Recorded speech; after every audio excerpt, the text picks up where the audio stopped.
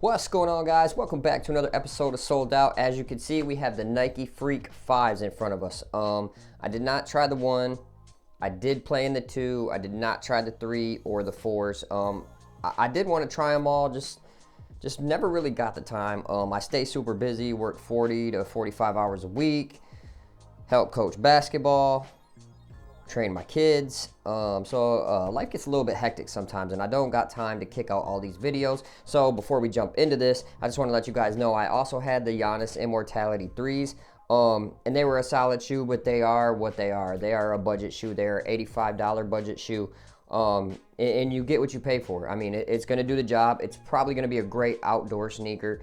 I just didn't want to waste your guys' time with a 15-minute video of the Immortality 3s. So at the end of the day, if you're looking for something just to hoop in outside or something like that, definitely go ahead and get that. But if you're looking for something for like a high school season that's coming up, don't get the Giannis Immortality 3s for your kids, or tell your parents you do not want them shoes, because they will not last you a whole high school season. The material is very cheap on them. Now, jumping into these, I was pretty upset when I seen the leaked image of these. They looked weird, but I guess all Giannis's leaked images kind of look goofy. All leaked images kind of look goofy. They look puffy, they look fat, they don't look sleek, they don't look trimmed down. They look like there's just so much cushion and stuff popping out of them. And these ones are no exception to that. They looked terrible. Now these aren't as bad as I thought they were. The first colorways, I think there was the Keep It a Buck, the Christmas ornament looking colorway was hideous. So I liked what I'm seeing brands doing now. I seen Adidas do it. Nikes did it a couple times. They did it with the GT jumps. They're releasing that wild colorway, and then they're releasing that colorway that's like cool and calm, you know, that infrared type colorway. Or Adidas just dropped the Trae Young 3 in that loud colorway, that Miami Heat vibe colorway, and then they dropped it in a black and white. We need that from like all brands. Like that should just be a staple. Go ahead and drop a signature color, and then let us plain people kind of get that plain colorway. We'd appreciate that, and we do appreciate that. Both these pairs came with wild colorways that I just would never in my entire life rock. Like, I seen Giannis, the making of this shoe, and Giannis was super hyped about some of these colorways, and I just couldn't get hyped for some of them colorways. I'm surprised he was that excited, but Giannis is Giannis. Don't take a lot to excite Giannis, and obviously you could tell with some of these colorways they drop, because if Nike shows me these, I'm sending these back. I don't care what it represents. If it's something to do with family, I'm gonna find something bigger. I want to design it. I'd want the hand in that. I don't want somebody else doing it. Like Melo, you could tell Melo is designing most of his stuff. I know he has a lot of creative control. Like when you sign your contract, you get to kind of negotiate your creative control. And I know Melo's got like tons of creative control with his. It's Melo. You can just tell that Melo has a lot of creative control. We're gonna get a weight. I'm gonna put one off to the side. I'm going to say these are pretty light. I'm gonna say around 12, 12.3, 12.4 for a weight.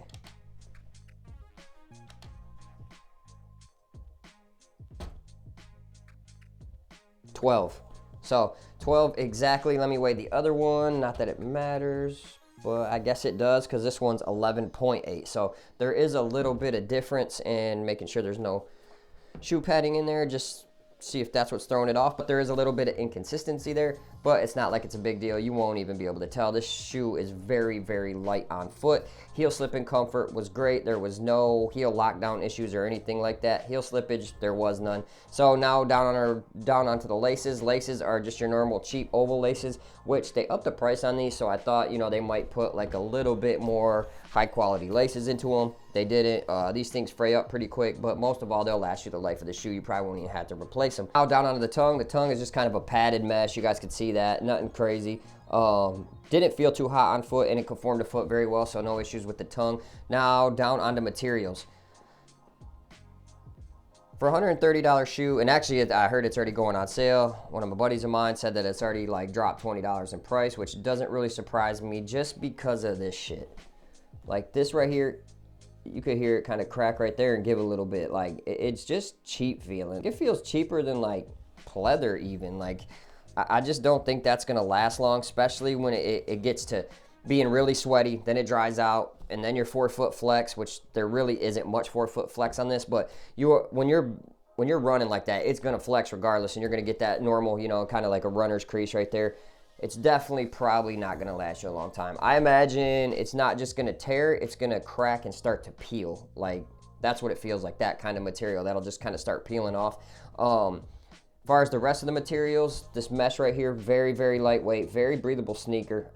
And I love mesh. It's just, I really didn't care for this material right here. It kind of feels cheap. When you get it on foot, there is padding that runs through the whole sneaker underneath the materials on the whole sneaker, and it does feel really good on foot, but you could just tell at the end of the day, this shit right here is not gonna last us very long, especially if you're an avid hooper and you're hooping all the time. Might not be the best. Now, down on the cushion.